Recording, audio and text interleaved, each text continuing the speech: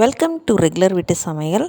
நல்லா பழுக்கிறதுக்கு முன்னாடி முக்கால்வாசி விளைஞ்ச ஒரு பலாப்பழம், பழுத்துறக்கூடாது, பழம் ஒரு வாரம் ஆனால் பழுக்கும் அப்படிங்கிற கண்டிஷன் இருக்கிற பழத்தை வாங்கி ரெண்டாக கட் பண்ணிவிட்டு அந்த நடுவில் இருக்கிற அந்த பாலை ஒரு தேங்காய் எண்ணெய் தடவின துணியால் லேசாக அந்த மாதிரி ஒப்பி எடுத்தால் நல்லா சுத்தமாகிடும்.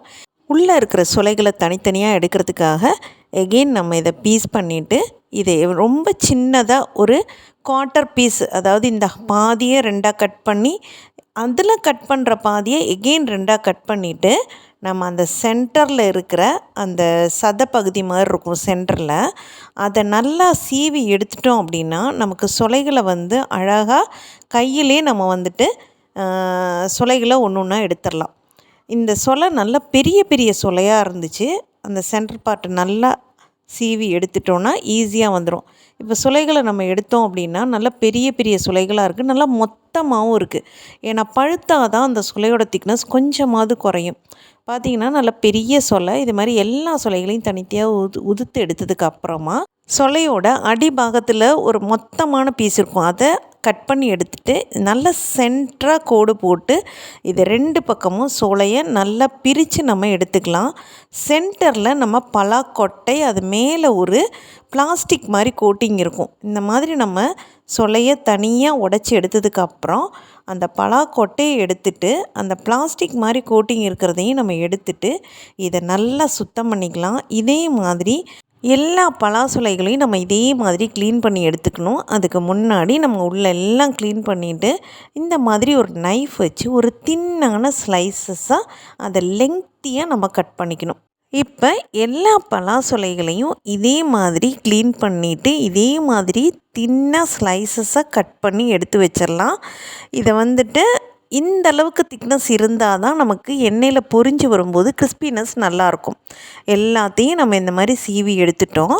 இப்போ அடுப்பில் எண்ணெயை காய வச்சுட்டு ஒரு சின்ன பவுலில் கொஞ்சமாக மஞ்சத்தூள், கொஞ்சமாக உப்பு போட்டு ஒரு 2-4 ஸ்பூன் தண்ணி மட்டும் விட்டு இது ரெண்டையும் நல்லா மிக்ஸ் பண்ணிவிட்டு நல்லா கலந்து எடுத்து வச்சுக்கலாம். இப்போ எண்ணெய் நல்லா ஹை ஃப்ளேமில் காஞ்சிட்ருக்கு. மஞ்சத்தூள் உப்பு கன்சிஸ்டன்சி இந்த மாதிரி இருந்தால் பர்ஃபெக்டாக இருக்கும். இப்போ காஞ்சிட்ருக்கிற எண்ணெயில் ஹை ஃப்ளேமில் காஞ்சிட்ருக்கிறத ஒரு மீடியம் ஃப்ளேமுக்கு வச்சுட்டு கட் பண்ணி வச்சுருந்த பலா சொலைகளை அதில் போட்டுடலாம். நம்ம எவ்வளோ அதில் எண்ணெயில் போட முடியுதோ அந்த அளவு மட்டும் போட்டுட்டு இது நல்லா பொரியிற வரைக்கும் ஒரு 3 நிமிஷம் விட்டுட்டு எகெயின் நம்ம நல்லா கலந்து விட்டுக்கலாம். இந்த பலா சொலை எல்லாமே கொஞ்சம் பொரிஞ்சு உப்பி வர்ற ஸ்டேஜில் நம்ம கலந்து வச்சுருக்கிற மஞ்சத்தூள் உப்பு கலவையை ஒரு 2 ஸ்பூன் மட்டும் இதில் சேர்த்துட்டு நம்ம இதை எகெயின் வறுக்க ஆரம்பிச்சிடலாம். இப்போ மஞ்சத்தூள் கலர் இதில் ஆட் ஆகும்போது நமக்கு சீக்கிரமாக ஃப்ரை ஆகி கலர் நல்லா சேஞ்ச் ஆகி வரும். பலா சுளைகள் கண்டிப்பாக வறுபடுறதுக்கு நமக்கு டைம் எடுக்கும். இது நல்ல ஈரத்தன்மை உடையது அப்படிங்கிறதுனால வேகிறதுக்கு மினிமம் 10 மினிட்ஸ் ஆகும். இது நல்லா கலந்து விட்டு பார்க்கும்போது தெரியுது பாருங்கள், ஒவ்வொரு சொலையுமே நல்லா உப்பி வந்திருக்குது. நல்ல ஒரு மாதிரி லைட் ஆரஞ்சு கலர் வரும்போது நம்ம எடுத்தோம் அப்படின்னா பலா சொலையில் இருக்கிற சூடுக்கு கலர் இன்னும் டார்க் ஆகிடும். ஒரு சில பலாசுளைகள் நம்ம பொறுமையாக வறுத்தாலும் கொஞ்சம் நேரத்தில் அது நமத்து போகிற மாதிரி ஒரு ஃபீல் இருக்கும். அந்த மாதிரி இருக்கிறத நம்ம எகெயின் ஒரு தடவை அது ஆறுனதுக்கப்புறம் எகெயின் நம்ம ஃப்ரை பண்ணி எடுத்தோம்னா ரொம்பவே பர்ஃபெக்டாக வரும். இந்த பக்குவம் பர்ஃபெக்டாக இருக்குது அப்படிங்கிறதுனால நான் ஒரே ஒரு தடவை மட்டும் இதை ஃப்ரை பண்ணி எடுத்துக்கிறேன். இப்போ இதோட கலர் பார்க்கும்போதே தெரியும் பர்ஃபெக்டாக வறுபட்டுருக்குங்கிறத. நம்ம இது எல்லாத்தையும் எடுத்துடலாம். இதே மாதிரி எல்லா பேட்சஸும் நம்ம அரிஞ்சு வச்சுருக்கிற பலாசுளைகளை போட்டு ஃப்ரை பண்ணி எடுத்துட்டோம் அப்படின்னா கண்டிப்பாக 1 மாதம் வரைக்கும் இந்த கிறிஸ்பினஸ் கொஞ்சம் கூட குறையாதுங்க. நல்லா ஆறினோன்னே வேற ஒரு பவுலுக்கு ட்ரான்ஸ்ஃபர் பண்ணும்போது அந்த கிறிஸ்பினஸ் சவுண்டு பாருங்கள், கொட்டும் போதே அந்த கலகலன்னு ஒரு சவுண்டோடு கொட்டுது. அவ்வளோ கிறிஸ்பாக இருக்குங்க. இதில் 1-2 பீஸ் எடுத்து நம்ம உடச்சி பார்க்கலாம்.